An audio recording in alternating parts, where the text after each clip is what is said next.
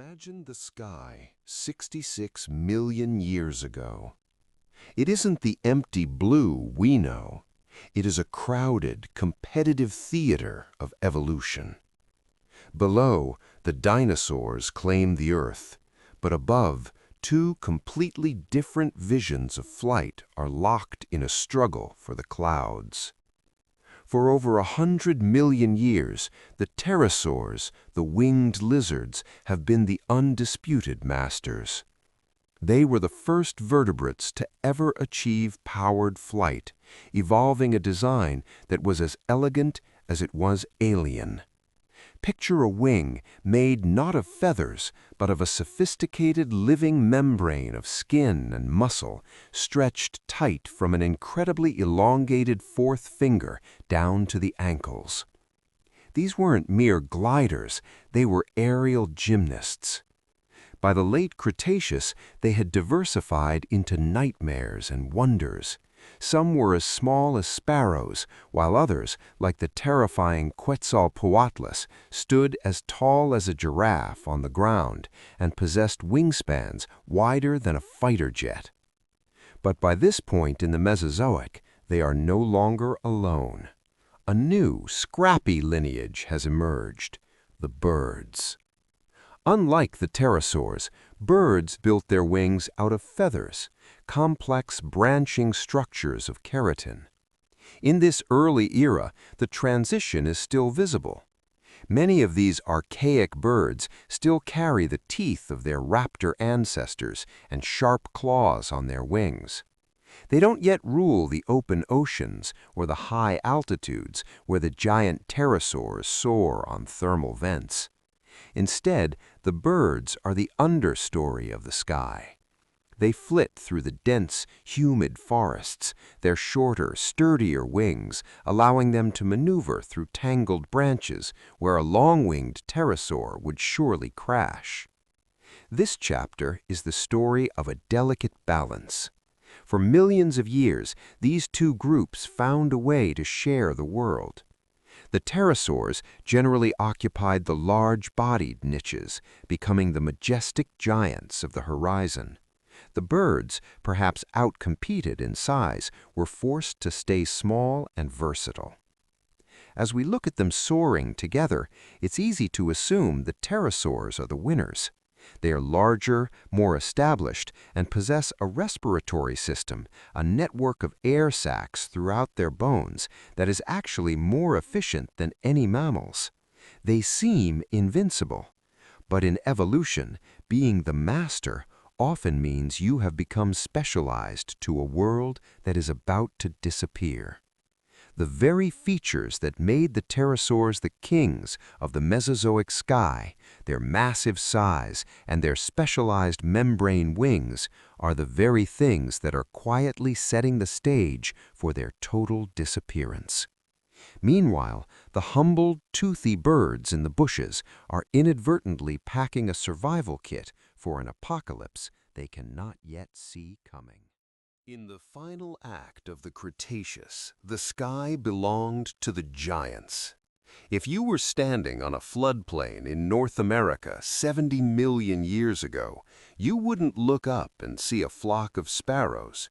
You would look up and see Quetzalcoatlus, an Ashdarchid pterosaur so large that its head alone was the size of a human adult. It was, in every sense, a living dragon. For millions of years, this was the ultimate evolutionary strategy. By growing to the size of a giraffe, these creatures minimized the energy cost of travel, allowing them to soar across vast continents on thermals with barely a flap of their wings. They became the super predators of the air, capable of stalking the ground like giant, awkward storks, snatching up prey with terrifying efficiency. But there's a cruel irony in evolutionary biology. The larger you are, the more fragile you become in the face of sudden change. This is the size paradox. To sustain a body of that magnitude, a pterosaur required massive amounts of high-quality protein and a constant, predictable environment. They were the luxury vehicles of the prehistoric world, fast, efficient, and dominant in stable conditions, but incredibly expensive to maintain. They couldn't just slow down their metabolism or hide in a burrow when the environment turned sour. They were locked in to a lifestyle that demanded a thriving ecosystem. If the food chain faltered, the giants were the first to starve. Compare this to the early birds of the era. While the pterosaurs were the kings of the open horizon, birds were small, unassuming, and, crucially, expendable. They were the economy class of the sky. Because they remained small, they required far less food to survive. They could hide in crevices, beneath heavy foliage, or inside small sheltered hollows. Their smaller body mass meant they had a faster reproductive cycle. They could recover from population crashes much more quickly than a creature that might spend years reaching sexual maturity. As the environment began to wobble in the late Cretaceous, with volcanic activity and shifting climates causing subtle stresses on the world's ecosystems, the pterosaurs were already at the edge of their viability. They had maxed out their niche. They were perfectly optimized for a world that was about to break. When the asteroid eventually hit, the sky wasn't just a place to fly. It became a place of fire and toxic ash. The giants, with their massive wingspans and heavy dietary requirements, couldn't pivot. They were too large to hide and too specialized to change their menu. The birds, meanwhile, had been living in the shadows of these giants for eons, unknowingly preparing for the moment that the world would shrink. Their small size, once their greatest weakness, became the ultimate evolutionary armor. While the pterosaurs were busy being the masters of the sky, the birds were mastering the art of survival. Imagine the day after the impact. The sky is no longer blue. It is a suffocating shroud of pulverized rock and soot. The sun, which had powered the planet for billions of years, is gone. In the following weeks and months, a nuclear winter settles over the Earth. Temperatures plummet, and photosynthesis, the engine of life, grinds to a halt. The green world dies first. The forests wither, the plankton in the oceans perish, and the great herbivores starve. For the pterosaurs, this was a death sentence delivered via the food chain. Most pterosaurs were specialized carnivores. Some skimmed the ocean surfaces for fish. Others hunted small dinosaurs or large insects. But when the plants died, the insects vanished. When the plankton died, the fish disappeared. The pterosaurs, with their high metabolic demands and specific predatory needs, found themselves in a world without a menu. You cannot wait out a decade of darkness when you require fresh meat every single day. But in the undergrowth, a small group of birds held a secret weapon in their mouths: the beak. While many primitive birds of the Cretaceous still had teeth and ate insects or small lizard prey, a specific lineage, the ancestors of modern birds, had evolved toothless, horny beaks. These beaks weren't just for show. They were precision tools designed for cracking hard shells and handling seeds. This is known as the seed bank theory. Seeds are biological time capsules. They are designed to sit in the dirt for years, even decades, waiting for the right conditions to sprout. When the forests burned and the atmosphere choked, the ground became a massive subterranean pantry. While the pterosaurs soared over a dying landscape, looking for a meal that no longer existed, the beaked birds were on the ground, scratching through the ash. They found the seeds. This tiny dietary difference changed the course of history. A seed-eating bird could survive on the leftovers of a dead world. They didn't need a functioning ecosystem, they just needed the debris of the old one. Furthermore, the gizzard, a muscular part of the stomach found in birds, allowed them to grind up these tough, dry seeds into usable energy. The pterosaurs, despite their majestic wings and ancient lineage, were evolutionarily stiff. They were built for a world of abundance. The birds were built for a world of scarcity. As the years of darkness dragged on, the pterosaurs fell from the sky, one by one, until the last membrane wing folded forever. Meanwhile, in the shadows of the soot-covered ferns, the sound of a beak cracking a seed was the sound of a new era beginning. If you could travel back to a Cretaceous nesting ground, the differences between these two rivals would be most apparent not in how they flew, but in how they grew. In the world of biology, parenting style is often a matter of life and death when a global catastrophe strikes. Pterosaurs were remarkable for a trait called being superprecocial. Recent fossil discoveries of flaplings, pterosaur embryos, and hatchlings suggest that many species were born ready to go. They had well-developed wings while still in the egg. Almost as soon as they crawled out of their shells, they were likely capable of flight. They didn't need a parent to bring them food. They were miniature, independent versions of the adults. On the surface, this sounds like a massive advantage, but independence comes at a cost. Because they had to power their own flight and find their own food from day one, pterosaurs grew slowly. It took them a long time to reach their massive adult sizes. They were marathon runners of growth, stretched thin over many years. In a stable world, this worked.